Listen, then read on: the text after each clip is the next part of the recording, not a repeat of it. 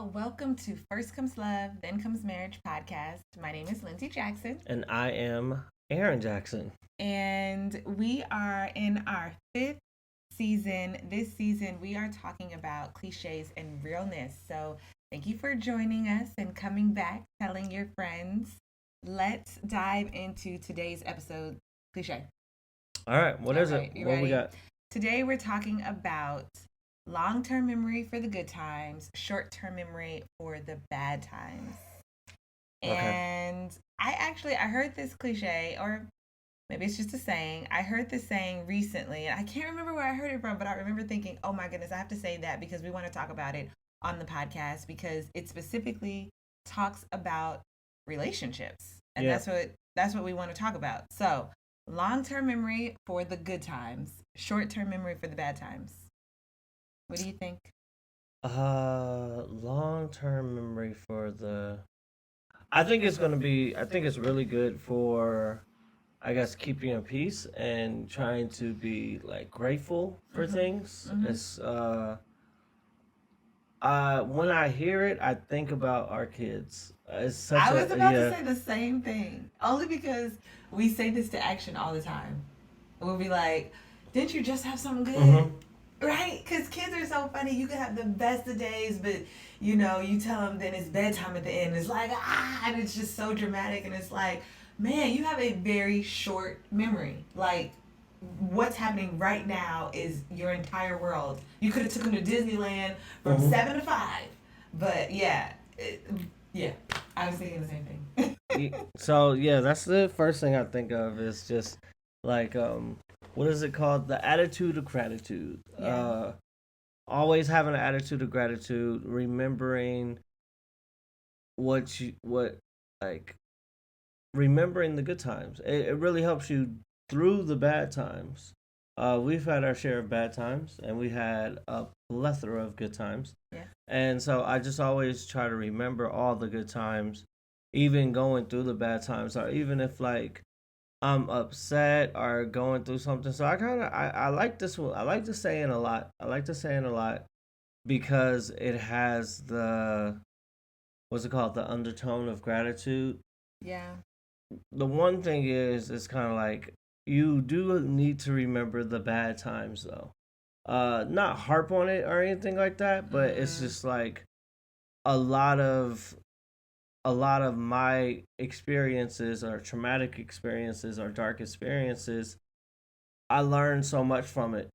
So it's kind of like I don't want to forget it. I want to learn from it, and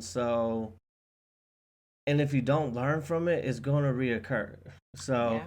when I was younger, I did not like history class in school. I was like, why do we have to have history?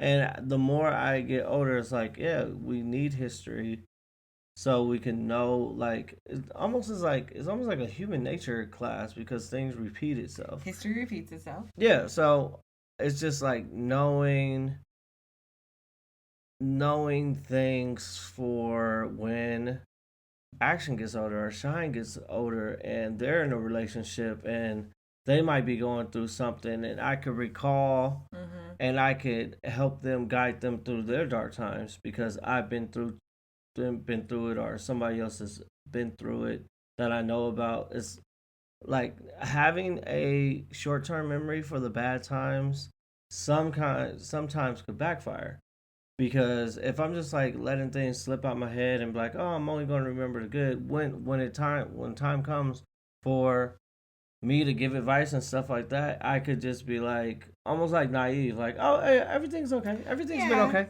But I think it's more so talking about in relationships. So I took this two ways. Like, one, I did think about our kids because I relate a lot to that. That what we do right now is parenting.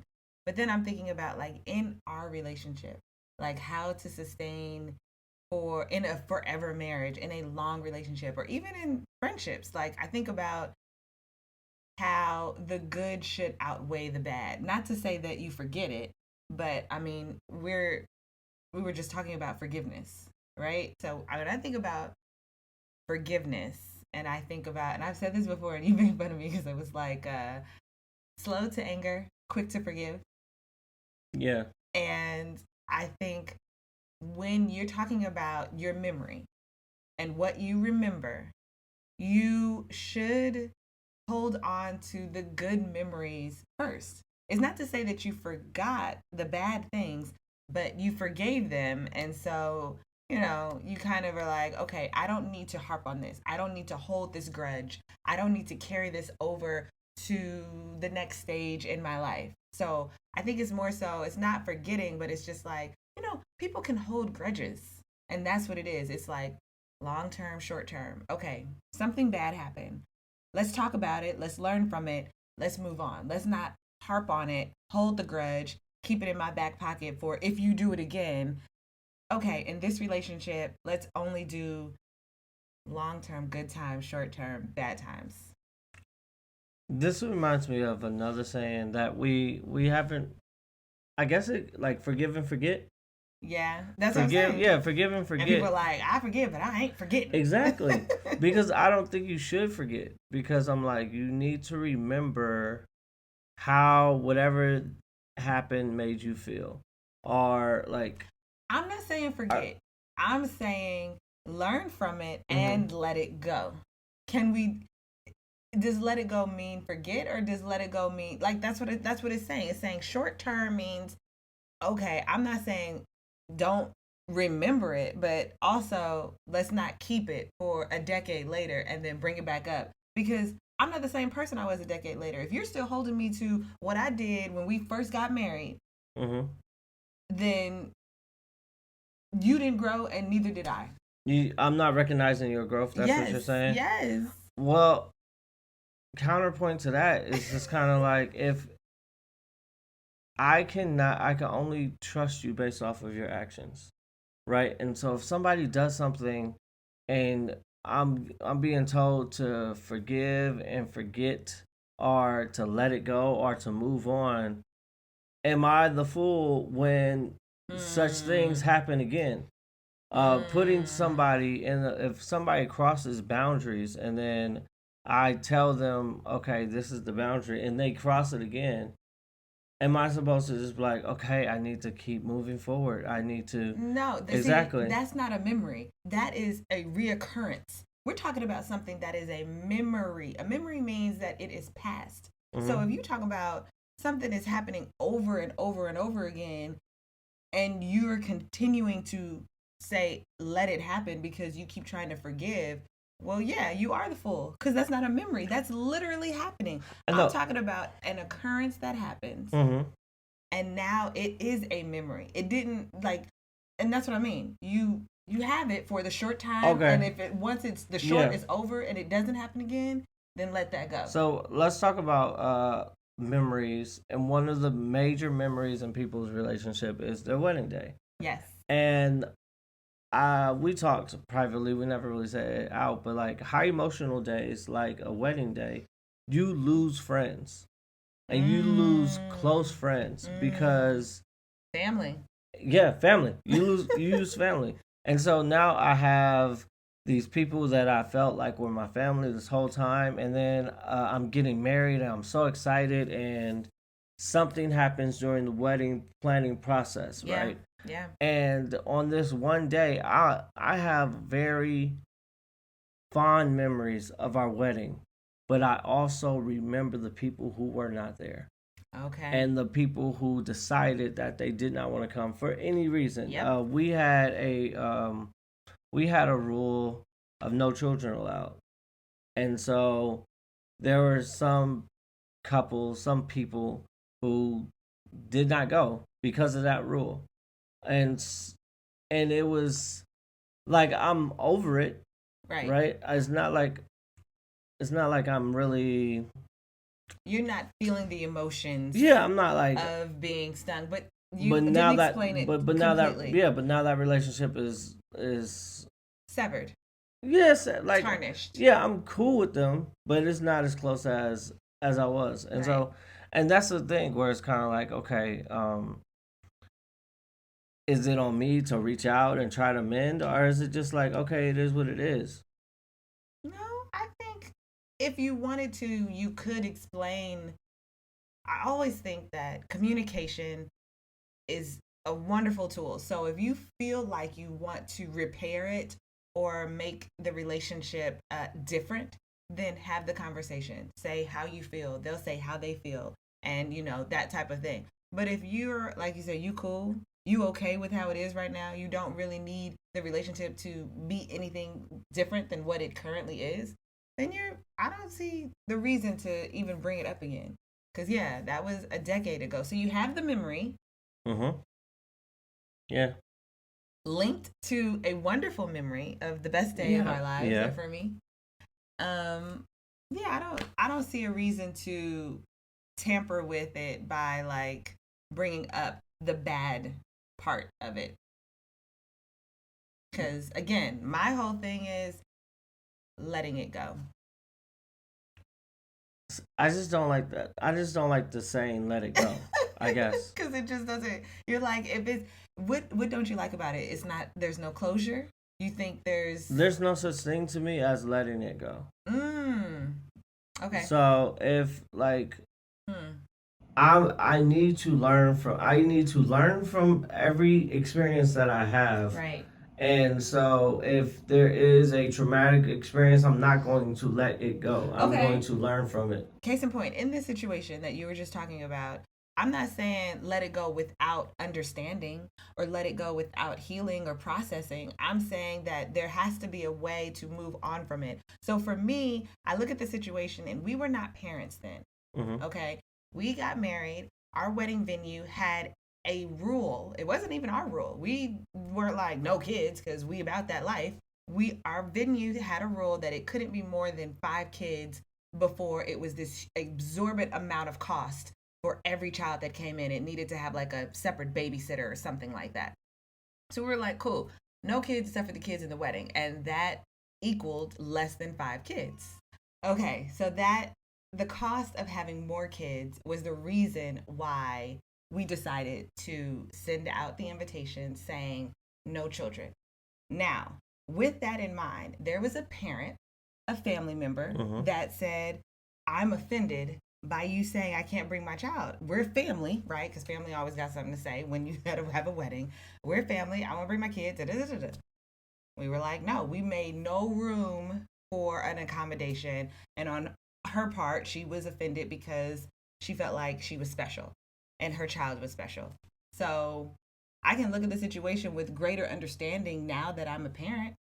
And I can say, okay, maybe I can understand wanting to bring my child. I can definitely understand if it was my first child. I can definitely understand if my child had special needs. I can empathize with that now, to the point where I also would have to make a decision if I would go to the wedding or not. And I think that the way that this particular family handled it, with her not coming and then her telling or maybe saying everybody in her family didn't show up, that's a whole nother story. If we decided not to go to a family member's wedding for whatever reason and we were still trying to be cool, we would send a gift. We would say do all of the things that I would see in a different way. Now, fast forwarding to today, if you, because I'm cool, if you wanted to repair this situation, again, I would say talk to them, have the conversation, but if you feel like you don't need to do that, you can talk to the therapist, talk to me about it. And then again, I hate to use the saying, but also let it go. Because I'm going to go back to it being okay and moving forward in life. I like moving forward better than let it go. Okay. Like, we'll stay with that. Yeah, moving forward sounds so much better. And so, like, when it says short-term memory for the bad times, long-time memory for the good times, one of the main things that I try to remember are like when I try to remember all the good things that is happening. Sometimes, what this reminds me of now that I'm thinking about it? It reminds me of that movie Inside Out. Oh my goodness, yes. You love that movie. Yeah. Because we have kids. So like with Joy, she was like, oh yeah, I like this memory with like this is when I loved hockey. And then Sadness was kind of like, oh yeah, I missed the goal. Right. And so it's kind of like there is a balance when it comes to memory, because I can't just operate off of like it's all good all the time. because that No. puts me into a bubble. And so I just don't want, like, I do like the saying, but I just don't want to be put into like this feeling of, or maybe this is me kind of being negative, I guess. Like, This is very unusual of you because yeah, you are Mr. Optimistic. I know, but like, I'll be like, yo, life be life and Christ be Christing. So like, so sometimes it's just like, man, this is a tough go at it. Yeah. I need to remember. I need to remember when we had negative something in the account. And be like, we got through that then, we can get through that yeah. now. And I think that is good. I think that those type of situations where it's like you pulled yourself out of something and you had strength in this situation, I can do it. It's the same thing that I think about with dance. I'm like, I remember being injured before and I still did it, and I can get through this one and it will pass and my body will be stronger and I will be better. So I understand that. I am relating this saying specifically to, if we look at it, our relationship. Or if I look at me and my friend's relationship and I say, you know what, he made me angry, or, whatever is happening right now, but I'm not going to, when I want to sustain in this marriage, when I want to maintain, I'm not going to remember the bad time. So it's telling me like short-term memory, I'm not going to recall that. I'm going to recall the good times. So it might be me also being, optimistic and saying, because when I'm down, I don't think about the hard times actually. Yeah. Like you just were like, yeah, you might have to think about hard times to be like, remember when I'm down, I have to think of good times. I have to think of good times to make me get through. What's that song that you like? Is it Yolanda Adams? All of My Good Days? Oh, well, that's actually not your line. All of my good days outweigh my bad days, and so I won't complain. That's an old hymnal.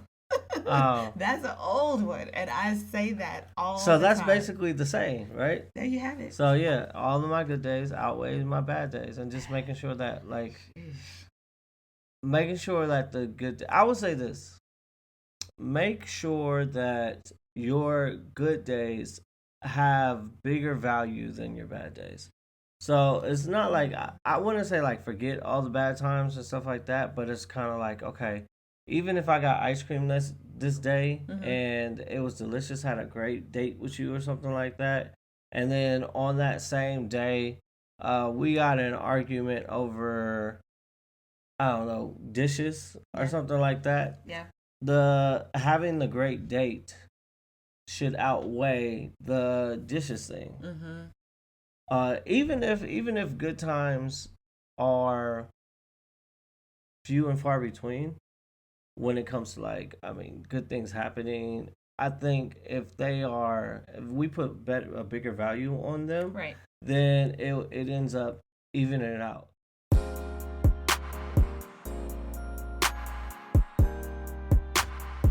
Hey, welcome to the Am I Wrong segment.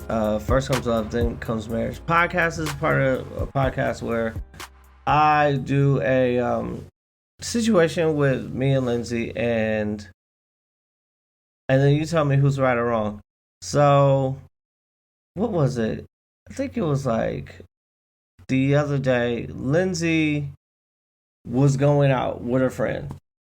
And actually, my boss just was like, "Hey, man, you and your wife." He had a suggestion. He was like, "You and your wife should start a calendar. Like we both have iPhones. Let's do like and he has a rule where if it's not on the calendar, then it don't count. Like you can't pop up like, oh, I'm going out with my friends, da da da da, if it's not on the calendar, which is a pretty good thing. Yeah. So Lindsay got tickets to a show. And then set up a babysitter. And so the day comes where I am like, okay, this babysitter's coming. I'm about to go whoop de whoop de whoop. And she hit me with the Cinderella. I'm sorry, you can't go. And I was like, what? I had so many plans. I was gonna go shoot some hoops or go do something, and because I was like, oh, Lindsay's leaving, I can leave. She was like, no. I set the way the babysitter was set up. She had a checking and savings, and so I was like, am I wrong? If if Lindsay is going on a girl's thing or whatever it is, a coworker thing, and she's getting a babysitter, shouldn't I be able to piggyback on that babysitter? This is a very good question. The thing about it is right now is that we are at a place, and we won't be here long, y'all. I will say, whenever newborns come in, it's like you got to ride the wave. We're almost there. Our baby girl Liv is 4 months now. Okay, so we're almost there. But one of us has to be home. We got 3 kids. I feel like I say this every episode. You say it all the time. Yeah. Because it's such a wonderful feeling that I am really blessed, and at the same time we have a lot of responsibilities. And so at the end of the day, one of us needs to help. Or we need to have 2 babysitters. And we are in the process of having 2 babysitters because we know how it is watching all 3 of our children. And now, we love them. And we love them. We're not going to give that responsibility to one person as right now, because 5-year-old, 2-year-old, and a 4-month-old, it's a lot, okay? I don't think we would do that to anybody. I don't think we do that to our parents. Like, at this point in the stage in the game, they need to be with 2 adults, okay? It's like, what is it when you ask how many adults per kid when you go on a field trip or something? Yeah. Like, so somebody else needed to be here. I would do the same thing if he was going out and doing what have you. So I thought I was getting the city was a good thing, but you can let us know if he still could have went out. Is that the question? I mean, yeah. I mean, my thing is, if you're gonna set up a sitter, like set up the whole thing so it could be a free night. So you could also do something. So it could be a free night for everybody. At no point are we both going to have fun for the next month. I would say. Okay. Yeah. So am I wrong? I should just not expect that. Go ahead. Okay. DM us, Instagram, TikTok, First Comes Love, TCM. Subscribe on YouTube, comment on YouTube at First Comes Love. Or you can email us, let's talk at firstcomeslovethenComesMarriage.com. Oh, wait. I had something. So I was going to go. So since we're talking about the cliche or the saying, long-time memory for the good times? Long-term. Short-term memory for the bad times. Yes. What is something that you think that you can do to help somebody? Because I feel like it's just as a mind state, right? How do you get somebody out of that slump of just harping on the bad? Ooh. I mean, can we, you know what's so, thank you. I was going to post this and I was like, who wants to join me? And it's always a good time to start. We don't have to start on Monday. We don't have to start at the top of the month. We can just start whenever. I was going to start like this gratitude journal. And I have heard of people doing this before. I personally have never done it because I try to stay in a grateful place. If I'm not, I recognize that and I'm like, wait a second. And so that's what I would say for people to do, is to start like a gratitude journal and to just do like 3 things daily. And this is what I want to do. 3 things daily. Like what are you grateful for today? Or you could do it at the top of the day or the end of the day, but what are you grateful for? And so I am like, okay, you know what? It could be like, my kids laughed today and my toes are still pink from my pedicure, or, you know, I'm drinking this tea, like whatever it is. And not even, it can be the same thing every day, but it could be something new every day. And I feel like even when things are going not the way as planned, or like right now, I'm dealing with an injury with my feet and my body hurts. And to be physically in pain is something very challenging for me. But I think, okay, what am I grateful for, right? Mm-hmm. Because I don't want to be sad.